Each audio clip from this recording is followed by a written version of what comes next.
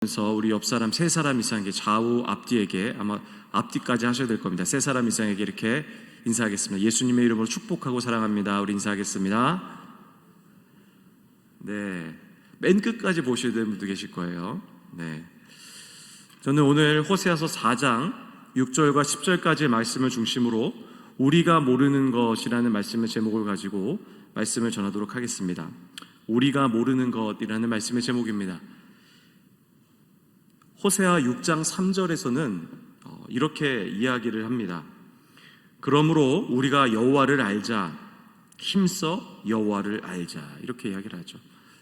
사실 저는 이렇게 이야기했지만 이 소리는 하나님의 간절하면서도 때로는 처절한 그 메시지라고 생각을 합니다.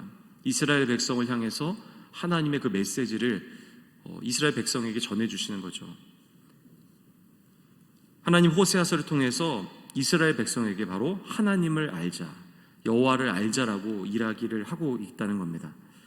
오랜 시간 동안 하나님을 섬겨왔던 이스라엘 백성이 타락을 하기 시작하는 거죠.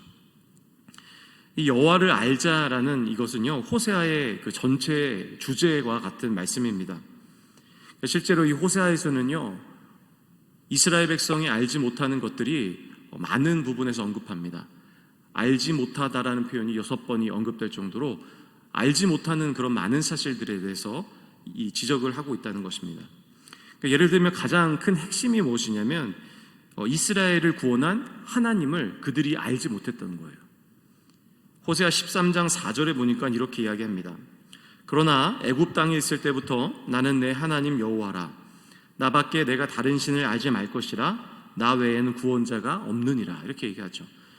그러니까 호세아서를 통해서 하나님이 말씀하기 원하셨던 게 뭐냐면 알지 못하는 것들, 특별히 제가 가장 먼저 이야기 드렸던 것은 그들을 구원한 하나님에 대해서 그들이 인지하지 못하고 있었다는 거죠. 우리가 오늘 말씀을 통해서 하나님이 우리에게 주시는 메시지를 들어야 할 줄 믿습니다. 하나님이 우리가 무엇을 알지 못했는지, 그리고 호세아에서 전체를 통해서 우리에게 무엇을 말씀하고 싶은지에 대해서 저는 오늘 우리가 모르는 것이라는 제목을 중심으로 호세아서 전체를 중심으로 세 가지 말씀을 전해드리려고 합니다. 이 첫 번째로는요, 우리는 우리의 죄악에 대해서 모른다는 것입니다. 호세아 3장에서는요, 우상을 섬기는 이스라엘 백성을 이렇게 비유를 합니다. 3장 1절에는 이렇게 이야기를 합니다. 여호와께서 내게 이르시되 이스라엘 자손이 다른 신을 섬기고 건포도 과자를 즐길지라도 여호와가 그들을 사랑하나니 너는 또 가서 타인의 사랑을 받아 음녀가 된 그 여자를 사랑하라 하시기로. 이 3장 1절 말씀을 이렇게 보시면은 이스라엘 백성을 두 가지로 비유를 하는 것을 알 수 있습니다. 이 첫 번째는 뭐냐면 건포도 과자를 즐기는, 이렇게 표현하죠. 그리고 두 번째로 표현하는 것이 뭐냐면 타인의 사랑을 받아 음녀가 된 그 여자, 이렇게 표현하죠.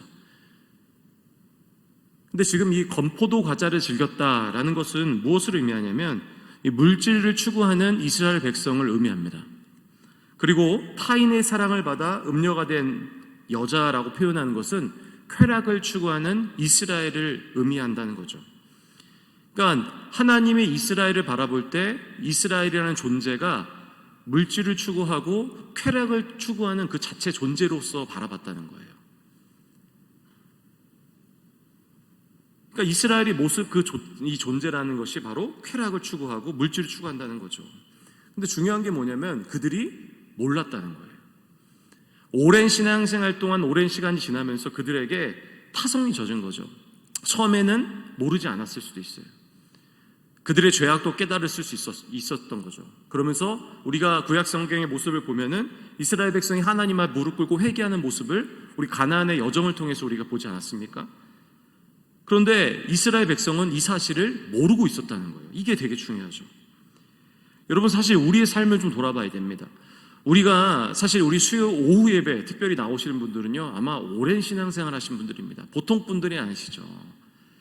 오랜 신앙생활 하시고 믿음이 없이는 수요일날 이 오후 시간에 예배를 드린다는 건 참 어려운 문제죠. 그런데 이 오랜 신앙생활을 했다는 것이 큰 문제가 뭐냐면 자신을 바라보는 데 한계가 있다는 거예요. 저는 목회자입니다. 그러다 보니까 사실은 저는 때로는 저 스스로 무슨 생각을 하냐면 난 참 믿음 있다라는 생각을 할 때가 있어요. 괜찮은 사람이라는 생각할 때가 있는 거죠. 왜냐하면 저희가 가장 생활을 많이 하는 곳은 집과 교회인데, 사실 교회에 있을 때는 성도님들이 계시기 때문에 제가 늘 경건하게 생활하려고 노력하고 말이나 행동하는 것을 늘 조심하려고 노력을 하죠. 사실 집에서도 그렇습니다. 집에서 어떤 생각을 하냐면, 내가 이 아이들과 저의 이제 이 사모에게 목회자로서, 목사로서 좋은 모습을 보이지 않으면 본인이 되지 않는다는 생각을 많이 해서 집이나 가정에서는 늘 제가 긴장하면서 많이 지내는 편입니다. 그러다 보니까 전 스스로 내가 괜찮나 이런 생각을 할 때가 좀 있어요. 그런데 저 스스로의 이 존재에 대해서 깨닫는 날이 하나 있습니다. 그날이 언제냐면 월요일이에요. 이날은 무슨 날이냐면 목회자가 쉬는 날이죠. 한 6시간 정도 저 혼자 보내는 시간이 있습니다. 그때는 제가 원하는 일을 하는데, 이때 저의 본성을 깨닫게 됩니다. 이때 어떤 것이 올라오냐면 내 안에 어떤 죄성, 내가 바라고 내가 원하는 것들, 하나님을 사랑하기보다는 세상적인 것을 사랑하고 있는 제 자신을 바라볼 때 나도 어쩔 수 없는 존재구나, 이런 생각을 하게 된다는 거죠. 여러분, 우리도 이렇게 물질주가 쾌락을 추구하는 이런 존재라는 거예요. 사실은 우리가 교회에서는 웃고 또 기쁘게 있지만, 사실은 교회를 떠나서 우리 삶을 바라보면 그러지 않을 확률이 높다는 거예요. 그런데 우리의 신앙이 오랜 시간이 지날수록 우리 신앙이 타성이 적게 시작합니다. 그러면서 이제 인정하게 돼요. 나는 이 정도야. 그러면서 나의 수준을 그냥 이 정도로 맞춰버리게 되는 거죠. 그리고 괜찮다고 착각을 하게 된다는 거죠. 오랫동안 지속된 이 죄악된 삶이요, 우리도 모르는 사이에 타성에 젖어버린다는 거죠. 여러분, 포로기 이후에 쓰여져 있던 말라기서라는 성경이 있습니다. 이 말라기서의 부분은요, 이런 모습을 너무나도 잘 보여줘요. 자신들의 죄악을 전혀 깨닫지 못하는 모습을 보이는 이스라엘을 너무나게 섬세하게 표현하는 것이 말라기서라는 거죠. 그러니까 하나님을 경외하지 않는 이스라엘 백성에게 이렇게 이야기하죠. 너희는 나를 경외하지 않는다. 심지어 너는 나를 경외하지 않을 뿐만 아니라 두려워하지도 않고 나를 멸시하고 있다라고 이야기를 하는 거예요. 그런데 이에 대해서 이스라엘의 백성들이 뭐라고 이야기하는지 아십니까? 이렇게 이야기합니다. 저희가 어떻게 주의 이름을 멸시하였습니까? 이렇게 얘기해요. 말라기서 1장 6절 말씀을 우리 좀 함께 읽어보도록 하겠습니다. 좀 길지만 함께 좀 읽겠습니다. 내 이름을 멸시하는 제사장들아, 나 만군의 여호와가 너희에게 이르기를 아들은 그 아버지를, 종은 그 주인을 공경하나니 내가 아버지일진데 나를 공경함이 어디 있느냐? 내가 주인일진데 나를 두려워함이 어디 있느냐 하나 너희는 이르기를 우리가 어떻게 주의 이름을 멸시하였나이까 하는도다. 여러분, 사실 이 말씀 보면서 우리 굉장히 두려워해야 돼요. 왜냐하면 자신의 삶을 바라보지 못한 이스라엘 백성의 모습이 우리의 모습일 수 있다는 거예요. 오랜 신앙생활 동안 하나님을 섬겨온 사람들의 굉장히 큰 문제점이 될 수 있다는 거예요. 우리를 못 보는 거죠. 하나님 앞에 이렇게 얘기하죠. 저희는 하나님을 경외하지 않은 적이 없다는 거예요. 여러분, 그들의 입장에서는 그렇게 이야기할 수가 있었어요. 왜냐하면은 여러분, 이 말라기 시대 때는 경제적으로 굉장히 어렵던 시기예요. 이제 나라를 세우고 다시 무언가를 새롭게 시작하는 데였는데, 이 경제적으로 너무 궁핍하다 보니까 하나님한테 무엇을 드리기 시작했냐면, 원래 하나님은 흠없는 양과 소를 하나님 앞에 드리라고 했어요. 그런데 이스라엘 백성이 드렸던 게 뭔지 아십니까? 흠 있는 거예요. 이스라엘 백성이 사용할 수 없는, 먹을 수 없는, 다리를 전다거나 눈이 없다거나 이런 재물들을 하나님 앞에 드리는 거예요. 그러니까 이스라엘 입장에서는 그래도 우리가 어려운 상황 중에서도 하나님 앞에 이만큼 드렸기 때문에 나는 하나님을 경외하는 사람이라고 생각을 했다는 거예요. 그런데 하나님은 그렇게 말씀하지 않는다는 거예요. 하나님 이렇게 말씀하세요. 1장 7절에 보니까 너희가 더러운 떡을 나의 제단에 드리고도 말하기를 우리가 어떻게 주를 더럽게 하였나이까 하는도다. 이는 너희가 여호와의 식탁은 경멸히 여길 것이라 말하기 때문이라. 이렇게 얘기하죠. 그러니까 그들의 입장에서는 하나님 앞에 좋은 것을 드렸다고 생각했을 수도 있어요. 왜냐하면 없었기 때문에. 그런데 그들이 드렸던 것은 하나님 말씀하신 그것이 아니라 그들의 입장에서 바라보았을 때 괜찮은 거라는 거예요. 여러분, 우리 신앙이 그럴 수 있다는 거죠. 우리 신앙도 오랜 신앙생활 하면서 내가 하나님 앞에 드리는 것, 또 내가 하나님 앞에 예배 드리고 내가 하나님 앞에 봉사하고 내가 이 정도 했기 때문에 나는 괜찮은 신앙생활을 하고 나는 하나님을 경외한다고 착각할 수 있다는 거예요. 그런데 하나님은 그렇지 않다고 이야기한다는 거죠. 여러분, 사실 너무나도 두렵습니다. 왜 두렵냐면 하나님이 우리를 보는 것과 그리고 우리가 우리를 보는 모습이 다르다는 거예요. 늘 우리가 하나님 앞에 찬양을 드리고 예배를 드리고 때로는 눈물을 흘려서 하나님 앞에 사랑한다고 고백을 하지만 실제로 우리가 하나님 앞에 사랑한다는 고백과 우리의 삶이 전혀 일치하지 않는다는 거예요. 그러면서 우리는 하나님 앞에 다 드린 것처럼 생각했는데 나중에 하나님 앞에 돌아와서 하나님이 우리에게 말씀하셨을 때 이렇게 말씀하실 수도 있다는 거죠. 너희는 나를 경외하지도 않고 너희는 나를 두려워하지도 않았고 너희는 나를 멸시했다는 거예요. 여러분, 믿음으로 살아갔다고 우리가 생각할 수도 있고 우리가 하나님 말씀대로 살아갔다고 생각하지만 여전히 우리는 나를 의지하고 세상의 방법으로 살아가고 돈을 의지하며 세상이 말하는 가장 좋은 것을 선택하는 인생이 우리였다면 여러분, 이거는 우리가 한번 돌아봐야 된다는 거죠. 여러분, 신앙을 한번 돌아보시기 바랍니다. 나는 어떻게 신앙생활을 하는가? 나는 정말로 하나님을 사랑하고 있는가? 오늘 이스라엘 백성의 모습이 우리의 모습이 아닌가를 돌아봐야 된다는 거죠. 여러분, 그런데 우리가 이스라엘 백성이 왜 그들의 행위를 잊어버렸을까? 이전에는 그러지 않았는데 왜 그럴 수밖에 없었는가에 대한 이유를 우리가 한번 생각해 보아야 합니다. 이에 대한 답이 어디 나와 있냐면 호세아서 1장 1절에 나와 있습니다. 1장 1절의 말씀을 우리 함께 좀 읽도록 하겠습니다. 함께 읽겠습니다. 오시아와 요담과 아하스와 히스기야가 이어 유다 왕이 된 시대, 곧 요아스의 아들 여로보암이 이스라엘 왕이 된 시대에 브레일의 아들 호세아에게 임한 여호와의 말씀이라. 이스라엘 백성들이 그들의 행위를 잊어버리게 된 계기가 있습니다. 그게 뭐냐면요, 이스라엘 백성이 너무나도 축복된 삶을 살았다는 거예요. 여러분, 북이스라엘에서 가장 강대했던 나라가 두 왕이 있습니다. 물론 하나님을 전혀 섬기지 않았지만 역사적으로, 그리고 이 이스라엘 고대 역사를 땅을 파보니까 가장 좋은 유물들이 나왔던 시대가 두 시대가 있는데, 한 시대가 뭐냐면 아합 왕 시대예요. 여러분, 전혀 생각하지 못했던 거죠. 우리가 기억하기로는 아합 왕은 굉장히 타락하고 어려운 왕이라고 생각했는데 실제로는 여러분, 아합 왕과 그리고 오늘 우리가 함께 지금 읽으신 아까 1장 1절에 나온 여로보암, 이 여로보암은 누굴 얘기하냐면 여로보암 2세를 이야기합니다.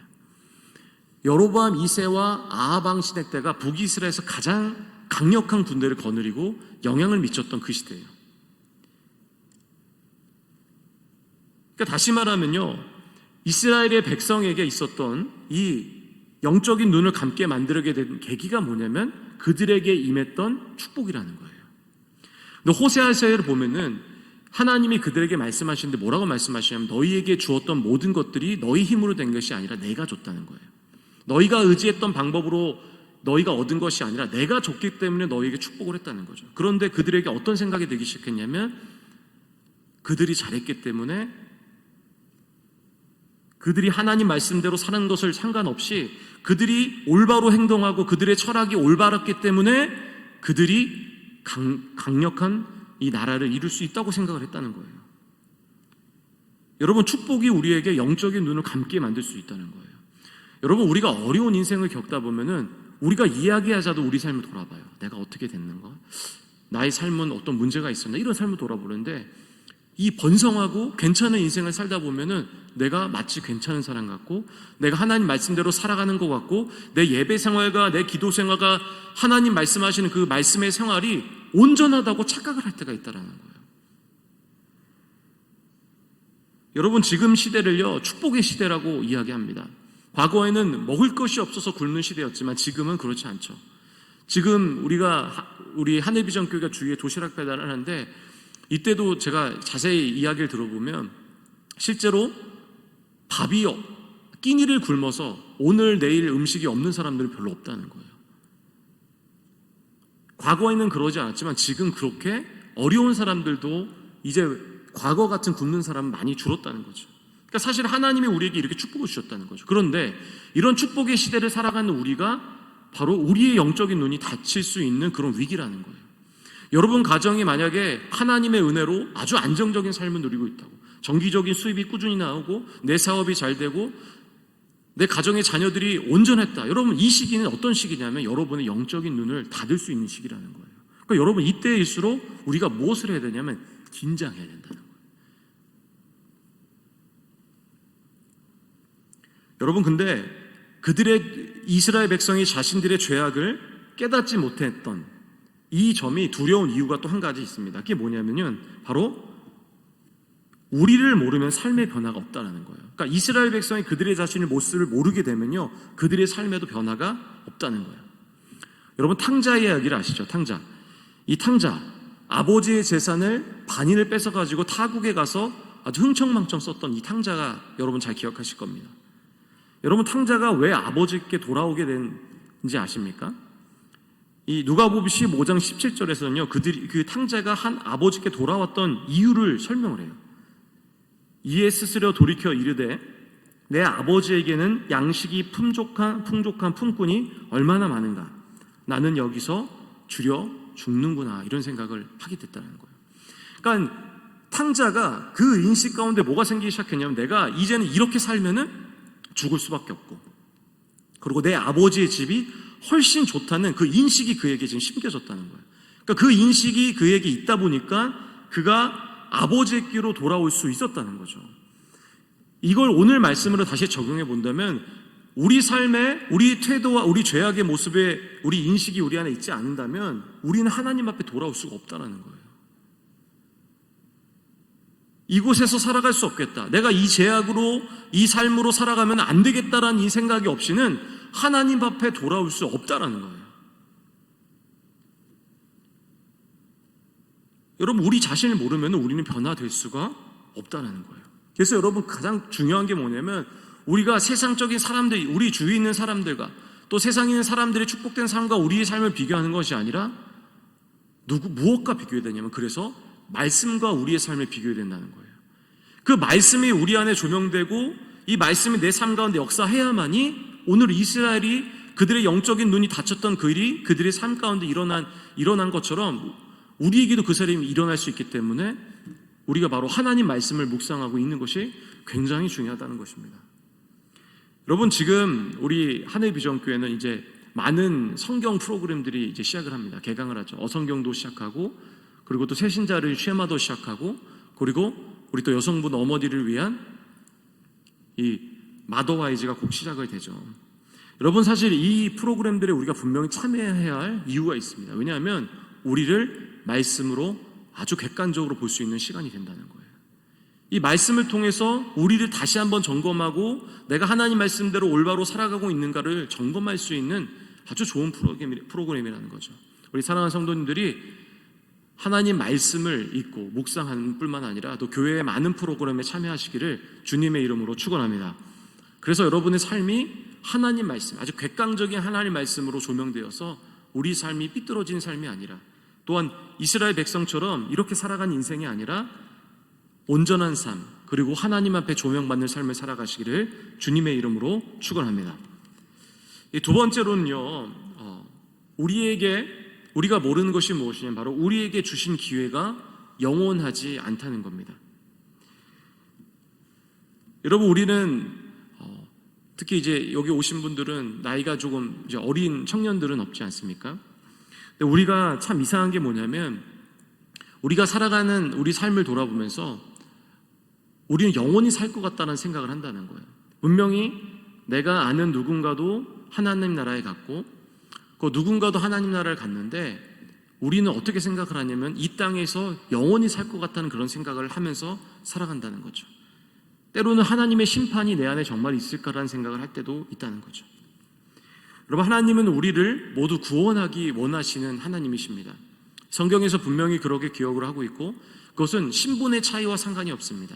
그리고 어떤 외모도 상관이 없습니다. 민족도 상관이 없죠. 그래서 지금 이 시간에도 하나님은 우리가 모르는 그 불모지의 땅에서 하나님이 그 말씀하신 그 사람을 구원하기 위하여, 그 민족을 구원하기 위하여 하나님의 선교사님들을 지금도 보내고 일하고 계신다는 거예요. 그러니까 하나님은 모두를 구원하기 원하세요. 그 때로는 모든 사람을 구원하기 위해서 애쓰시는데 이 애쓰시는 방법 중에 하나가 우리 삶에 무엇을 주시냐면 환경에 어려움을 주세요. 크거나 작은 문제, 때로는 우리 감정적인 문제, 이런 여러 가지 문제로 하나님 우리 인생에 어려움을 주시기 시작한다는 거죠. 큰 시련을 주시기도 하고요. 그러나 여러분, 우리에게 주어지는 이 시련의 기회도 영원하지가 않다는 거죠. 그래서 우리에게 호세아서 9장 7절에서는 이렇게 이야기를 합니다. 형벌의 날과 보응의 날이 분명히 온다는 거죠.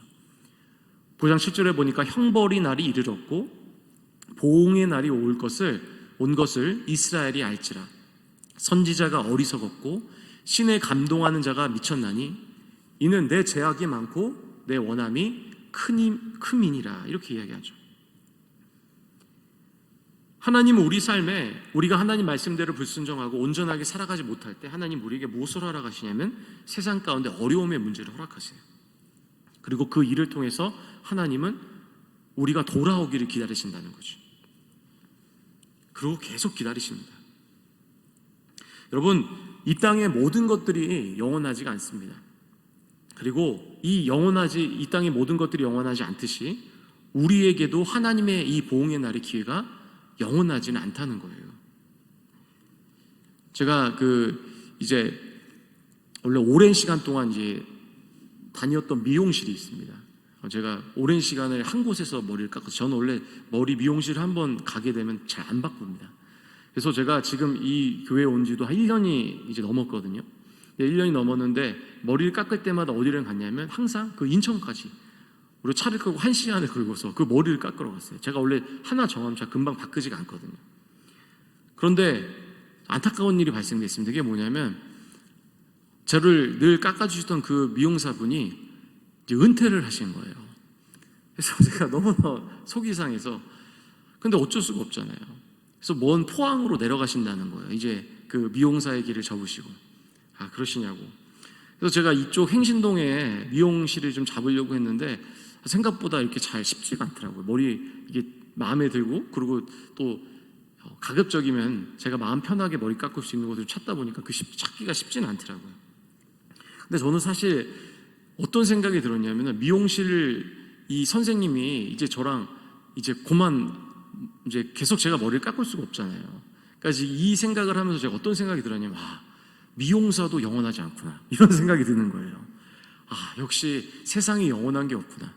미용사도 이렇게 내가 좀 있으면 이렇게 헤어져야 하는데 나는 이 삶이라는 것도 그렇겠구나 이런 생각이 참 들었습니다. 여러분, 우리가 이 영원하지 않는 삶을 생각하면서 우리가 반드시 생각할 것이 뭐냐면은 우리에게 하나님의 어려움을 통해 준 메시지가 분명히 있습니다. 하나님은요, 우리에게 뭔가 문제가 있을 때마다 신호를 주세요. 우리가 넘어지지 않고 하나님 바라보라는 신호를 주시는데 여러분, 반드시 우리가 이 신호를 읽어야 한다는 거예요. 왜냐하면 우리에게 이 보내는 신호가 영원하지 않기 때문에 우리가 반드시 그 신호를 읽어야 한다는 거죠. 하나님의 기다림은 무한하지 않다는 사실을 우리가 반드시 기억해야 한다는 것입니다. 그래서 우리는 하나님 메시지를 읽고 그 메시지 응답해서 또 하나님께 우리의 삶을 내어놓고 그 삶의 방향대로 가는 것이 하나님이 우리에게 원하는 삶이라는 것입니다. 여러분, 이 다윗과 사울을 잘 아시죠? 사실 다윗과 사울은 큰 차이점도 있었고 큰 공통점도 있었던 사람입니다. 사실 그들에게 동일한 점이 있었는데 그 동일한 점이 무엇이냐면 하나님 말씀을 버렸다는 거예요. 그러니까 하나님 말씀을 업신여겼던 사람이었다는 거예요. 여러분 생각했을 때 다윗이 정말 그랬나 이렇게 생각할 수 있지만 성경이 분명히 그렇게 이야기를 하고 있습니다. 먼저 사울의 이야기를 먼저 좀 보려고 하는데 사무엘상 15장 26절의 말씀을 보니까 이렇게 이야기를 합니다. 사무엘이 사울에게 이르되 나는 왕과 함께 돌아가지 아니하리니 이는 왕이 여호와의 말씀을 버렸으므로 여호와께서 왕을 버려 이스라엘 왕이 되지 못하게 하셨음이니이다 하고, 오늘 15장 26절에 보니까 사울이 하나님 말씀을 어떻게 했다고 이야기합니까? 버렸다는 거예요. 사무엘이 이 사울을 통해서 하나님 말씀을 그에게 입혀주기를 원했고 사울의 삶이 변화되길 원했지만 사울은 하나님의 말씀을 버렸다는 거예요. 근데 여러분, 다윗도 하나님 말씀을 업신여겼다라고 성경을 기록을 합니다. 사무엘하 12장 9절에 보니까 이렇게 이야기를 합니다. 그러한데 어찌하여 내가 여호와의 말씀을 업신여기고 나 보기에 악을 행하였느냐? 내가 칼로 햇사람 우리아를 치되 암몬 자손의 칼로 죽이고 그의 아내를 빼앗아 내 아내로 삼았도다. 이렇게 얘기하죠. 여러분, 다윗도 하나님 말씀을 업신여겼다는 거예요. 사울도 하나님 말씀을 버렸다는 거죠. 둘 다 하나님 말씀을 가볍게 여기고 버린 존재라는 거예요. 근데 여러분, 다윗과 사울의 큰 차이점이 있습니다. 그게 무엇이냐면 하나님의 기회를 놓치지 않았다는 거예요. 다윗은 하나님이 주신 그 회개의 기회를 놓치지 않고 그것을 잡았지만, 사울은 어떻게 했냐면 하나님의 기회를 놓쳐버리고 그 삶 가운데 하나님이 신호를 보냈어요. 어려움을 주는데 그때 그가 행했던 행동이 뭐냐면 신접한 여인을 찾아가는 거예요. 점술가를 찾아가는 거예요. 하나님을 찾지 않았다는 거죠. 다윗은 그가 하나님 앞에 죄악을 범했을 때 하나님을 끝까지 붙잡은 사람입니다. 교만해서 인고조사를 하나님이 시키지 않았는데도 했을 때, 그 세상에 이스라엘 땅 가운데 큰 하나님의 신호를 보냈을 때 다윗이 하나님 앞에 회개하죠. 그리고 우리아의 아내였던 밧세바를 취했을 때도 그의 자녀가 죽고 또 그에게 심판이 이랬을 때 다윗은 그 메시지를 캐치하고 어떻게 행동하냐면 하나님 앞에 회개했다는 거예요. 하나님은 회개의 기회를 놓치지 않고 하나님 앞에 나아갔던 다윗을 사랑했다는 거예요. 여러분, 사울과 다윗의 차이점은 분명합니다. 회개의 기회를 놓치지 않았다는 거예요. 여러분, 세상에 완벽한 사람은 없습니다. 그래서 성경은요, 분명히 사람을 뭐라고 표현하냐면 죄인이라고 표현을 해요. 그리고 연약한 자라고 표현을 한다는 거죠. 그러므로 하나님은요, 실제로 우리에게 죄로 인해서 바로 우리에게 즉각적으로 심판하지 않는 모습을 분명히 보이고 있어요. 구약시대 때는 소와 양을, 피를 하나님 앞에 내어놓게 해서 또 하나님 제사를 드림으로 죄악으로 심판받지 못하게 하셨어요. 그리고 신약시대 때는 우리의 완전하신 예수 그리스도를 통해서 우리가 죄로 인해 심판받지 못하게 하셨다는 거죠. 그런데 중요한 것이 무엇이냐면 회개의 길을 잡아야 된다는 거예요. 우리 또한, 예수를 믿는 우리에게도 이 회개의 기회를 분명히 잡아야 한다는 것입니다. 하나님께서 우리에게 우리의 삶의 방향이 하나님 말씀대로 가지 않을 때, 하나님 우리에게 신호를 보낼 때 우리는 어떻게 반응해야 되냐면 회개함으로 우리의 삶의 방향을 돌이켜야 된다는 거예요. 하나님께서 주시는 이 회개의 기회를 놓치지 않고 회개로 삶의 방향을 바꾸는 사람은 하나님이 다윗과 같이 기뻐하신다는 거죠. 세상을 의지하고 사람의 방법을 살아갔다고 한다면, 또한 믿음의 길보다는 이익의 길을 선택하고 또 하나님보다는 세상을 사랑했다고 한다면, 우리 사랑하는 성도님들, 오늘 말씀을 통해서 한번 우리의 삶을 돌아보고 나는 정말로 하나님을 사랑하고 있는가? 나는 하나님이 주신 그 메시지를 지금 놓치고 있지 않는가 돌아보셔서 하나님의 그 메시지를 생각하시면서 하나님 앞에 나오시를 주님의 이름으로 축원합니다. 마지막 세 번째로, 하나님 아버지의 심정을 우리가 모른다는 거예요. 여러분, 오늘 새벽에 오늘 새벽 예배 나오신 분이 계신 분이 있을 거라고 생각을 합니다. 이 새벽 예배 때 우리 방승기 목사님을 통해서 스바냐 3장 17절의 말씀을 전했어요. 하나님이 우리를 얼마나 사랑하시는지. 근데 제가 새벽에 이 말씀을 듣는데 이 말씀을 듣는데 너무너무 감동이 되는 거예요. 정말 하나님이 이렇게 나를 사랑하시는구나. 하나님이 이렇게 나를 사랑하시고 기뻐하시고 나를 이렇게 기다리고 계신다는 이 생각을 하니까 제 삶을 참 많이 돌아보게 되면서 눈물을 흘릴 수밖에 없었습니다. 그러면서 제가 성경을 이 호세아서 말씀을 보는데 호세아서 5장 15절의 말씀이 제 안에 너무 와닿는 겁니다. 5장 15절의 말씀을 현대인의 성경으로 제가 좀 읽어드리려고 하는데 이렇게 이야기를 합니다. PPT가 아마 준비되어 있을 텐데 맨 호세아 5장 15절 현대인 성경 맨 마지막 부분에 보니까 이렇게 이야기를 합니다. 그들이 고통을 당하면 나를 간절히 찾을 것이다. 이렇게 이야기를 하죠. 그들이 고통을 당하면 나를 간절히 찾을 것이다. 여러분, 이 말씀을 우리가 이해를 할 때 때로는 이 말씀이 참 두려운 말씀이라고 생각하실 수도 있습니다. 왜냐하면 고통을 당하면 나를 찾을 거라는 생각이 참 무섭을 수도 있기 때문이죠. 그런데 호세아에서의 말씀을 통해서 쭉 읽어보면은 사실 하나님이 그들에게 고통을 주셨던 이유가 있어요. 그게 뭐냐면 실제로 그 고통이 목적이 아니라는 거예요. 고통을 주셨던 이유가 뭐냐면은 하나님을 버리고 떠나갔던 그들이 돌아오라는 거예요. 하나님을 보라는 거예요. 그러니까 사실은 고통을 당하면서도 하나님은 그들의 사랑을 갈구하는 어떤 그런 감정과 어떤 그런 마음을 하나님이 이 말씀을 통해서 보여주셨다는 거죠. 그러면서 나를 간절히 찾을 것이다. 이 말씀을 보면서 하나님이 얼마나 우리를 기다리고 계시는가. 이스라엘이 얼마나 돌아오기를 원하시고 내가 하나님 앞에 돌아오기를 얼마나 원하시는가라는 생각이 드니까 제 마음에서 참 어려움이 있었습니다. 여러분 호세아서에는요 하나님을 뭐라고 표현을 하냐면 신랑이다라고 표현해요. 신랑. 그리고 우리 이스라엘 백성, 우리의 존재를 뭐라고 표현하냐면 신부라고 표현을 해요. 우리가 일반적으로 성경을 볼 때 무엇을 많이 생각을 하냐면 이스라엘 백성이 신부다라는 것을 많이 기억을 하죠. 그런데 우리가 하나 좀 자세히 놓치고 있는 것이 뭐냐면 하나님이 신랑이라는 거예요. 근데 이 신랑이 그냥 신랑이 아니에요. 어떤 신랑이냐면 한번 여러분 생각을 해보시기 바랍니다. 이 신랑이 어떤 신랑이냐면 사랑해서 결혼을 했어요. 그런데 결혼을 했는데 이 신부가 이 신랑을 버리고 다른 남자가 좋다고 버리고 떠난 거예요. 그리고 나서 이 신랑이 차라리 그 떠난 신부를 그냥 잊어버리면 되잖아요. 그렇지 않습니까? 그 신부가 자신을 사랑하지 않고 다른 사람이 좋다고 했으면 그냥 사실 우리가 일반적으로 생각했을 때 그냥 버리면 되잖아요. 그렇지 않습니까? 그런데 이 신랑이 안 버리는 거예요. 버릴 수가 없는 거예요. 그래서 그가 하는 선택이 뭐냐면 기다리는 거예요.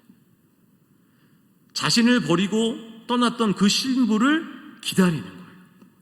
처절하게 기다리는 거예요. 여러분 바람을 피우고 도망나간 그 신랑의 마음이 어땠을까요? 그 신부를 기다리고 있는 신랑의 마음이 어땠을까요? 신부를 버릴 수도 없고 기다릴 수밖에 없는 그 신랑의 마음이 어땠냐는 거예요. 비참하죠. 사람이 사실 상상할 수 없는 거죠. 그냥 버리면 떠나면 되는 건데 못 떠나는 거예요. 왜 그런지냐면 여러분 잘 아시다시피 하나님은 사랑이시기 때문에 그래요. 우리를 처절하게 사랑하신다는 거예요. 그 신랑의 마음이 제 안에 느껴지는 거예요. 여러분 신랑 되신 하나님은요 지금도 죄악 가운데 있는 신부인 우리를 기다리고 계신다는 거예요. 그런데 이스라엘 백성이 어떻게 하는지 아십니까? 하나님 원망해요. 왜냐하면 하나님이 이스라엘 백성에게 심판을 주셨다는 거예요. 다시 말하면 우리에게 이야기를 하냐면 이 이야기를 드리면 우리 삶에 어려움을 주었다는 거예요. 하나님은 오른손으로 분명히 이스라엘 백성을 심판하세요. 분명히 심판하셨어요. 그런데 하나님은 우리에게 심판만 준비하신 게 아니라는 거예요. 사실 다른 한 손으로 하나님 무엇을 준비하고 계시냐면 이 당시에 이스라엘 백성이 타락하고 무너지고 하나님 바라보지 않는 이 시기에 오른손으로 이스라엘 백성을 심판하셔서 돌아오게 하시면서 다른 한 손으로 다른 것을 준비하셨는데 그게 무엇이냐면 십자가예요. 다른 한 손으로는 스스로의 희생을 준비하고 계셨다는 거예요.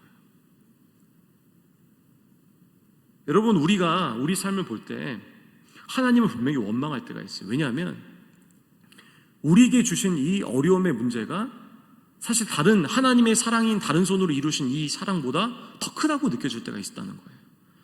우리의 인생이 더 크다고, 내 어려움이 더 크다고 느낄 때는 하나님이 보여준 그 사랑이 묻힐 때가 있어요.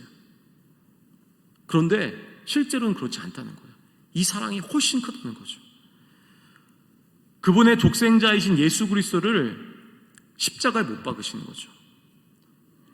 하나님은 인간이 도저히 그들의 삶으로는 구원받을 수 없다는 사실을 분명히 아셨다는 거예요. 그래서 스스로 희생을 준비하세요. 그리고 그분의 아들이신 예수님은 높디 높은 그 십자가의 길을 가시게 된다는 거죠. 우리 윤동주 시인의 십자가라는 시를 제가 보고 이제 말씀을 좀 마치려고 하는데, 우리 윤동주 시인의 십자가 시를 잠깐 보여주시겠습니까? 이거 글씨 좀 글씨를 확대해서 아까 봤었는데 좀 혹시 읽으실 수 있으시겠습니까? 예, 우리 한번 같이 한번 좀 읽어보도록 하겠습니다. 윤동주 시인의 십자가인데요. 제가 읽으면 될 것 같습니다. 제가 읽겠습니다. 쫓아오던 햇빛인데 지금 교회당 꼭대기 십자가에 걸렸습니다. 첨탑이 저렇게도 높은데 어떻게 올라갈 수 있을까요? 종소리도 들려오지 않는데 휘파람이나 불며 서성거리다가 괴로웠던 사나이, 행복했던 예수 그리스도에게처럼 십자가가 허락된다면 모가지를 들이우고 꽃처럼 피어나는 피를 어두워가는 하늘 밑에 조용히 흘리겠습니다. 그러니까 윤동주 시인은요, 이 시를 통해서 무엇을 이야기하고 싶었냐면, 이 자신이 바랬던 조국의 독립의 꿈이 있습니다. 근데 그 길이 너무 어려운 거예요. 너무 고통스럽고 이루기가 어려웠던 일이라는 거죠. 그러면서 그가 떠올렸던 인물이 누구냐면, 그가 사랑하고 믿었던, 그리고 그가 신앙생활했던 교회의 주인이신 예수님을 생각했다는 거예요. 십자가를 지는 그 예수님을 그의 삶과 비교를 했다는 거죠. 그런데 윤동주 시인의 시를 보면은 그가 성경을 읽으면서 느꼈던 예수 그리스도의 이 길이 두 가지의 모습을 보였다는 거예요. 첫 번째는 뭐냐면 괴로웠다는 거예요. 이 십자가의 길이 너무 힘들고 괴로웠다는 거예요. 윤동주 시인이 보기에도 그랬다는 거예요. 그런데 또 하나의 모습이 뭐냐면 행복했다는 거예요. 모순 아니겠습니까? 괴로웠는데 행복했다. 그런데 윤동주 시인은 이 십자가의 모습을 이렇게 봤다는 거죠.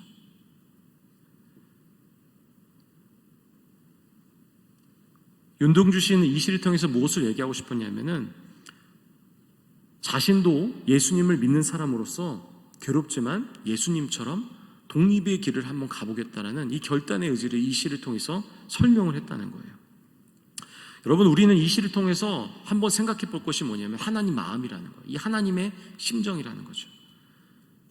오늘 윤종신 시인의 모습처럼 십자가를 지는 것이 괴롭지만 행복했던 그 길이 바로 십자가 길이라는 거죠.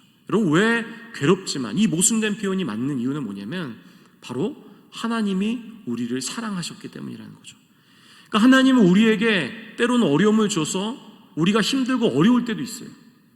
그런데 하나님은 우리를 그렇게 하기를 원하시는 분이 아니라는 거예요. 심판과 징계가 목적이 아니라 우리를 사랑하기 위했다는, 그 증거가 무엇입니까? 다른 손으로 꺼내신 그 십자가라는 거죠.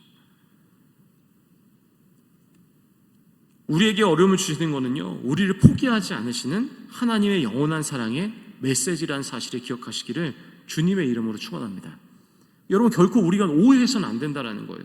하나님은 우리가 모두 하나님의 축복의 삶을 누리며 살아가길 원하는데, 우리의 삶이 방향이 틀어질 때마다 우리를 돌아오게 하실 수밖에 없는 그 하나님의 심정을 우리가 분명히 알아야 한다는 것입니다. 비참한 신랑이시지만 우리를 포기하지 않고 끝까지 사랑하시는 하나님의 심정이라는 거죠. 말씀을 정리하겠습니다. 이스라엘 백성도 아마 그들의 연약했던 그런 죄된 모습, 그리고 아버지의 심정을 모르지 않았을 거라는 거예요. 분명히 원래는 알았을 거라는 거죠. 그런데 하나님을 믿으면서 시간이 지나고 점점 신앙의 타성이 졌고 세상에 자신의 규칙과 철학이 생겨가면서 하나님을 점점 의지하지 않고 죄에 둔감해지면서 변해갔을 거라는 거예요. 여러분, 사실 우리도 이 말씀을 우리에게 새겨야 된다는 거죠. 우리도 지식으로는 모르는 일이 아니에요. 분명히 하나님은 사랑이시고 우리가 죄된 모습이 있다는 것을 알지만 실제로는 우리가 모르고 있다는 거예요.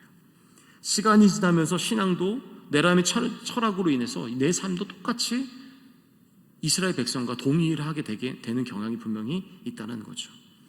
여러분, 그래서 우리에게 반드시 필요한 것이 있다는 것입니다. 그게 뭐냐면 미가서 7장에서 이야기하는 것처럼 하나님이 우리에게 바랐던 것, 세 가지 중에 하나, 그게 무엇이냐면 너희가 겸손하게 하나님과 동행하라는 거예요. 그래야만이 우리가 우리의 죄악된 모습도 깨달을 수 있고 하나님의 심정도 우리가 분명히 알 수 있다는 거죠. 우리 사랑하는 성도님들, 기도와 말씀으로 하나님과 동행하며 살아가셔서 우리가 알았던 이 하나님 마음을 놓치지 않고 또 하나님 말씀대로 살아가신 여러분 되시기를 주님의 이름으로 축원합니다. 우리 찬양 304장 우리 찬양하시고 우리 또 기도하시고 우리 돌아가도록 하겠습니다.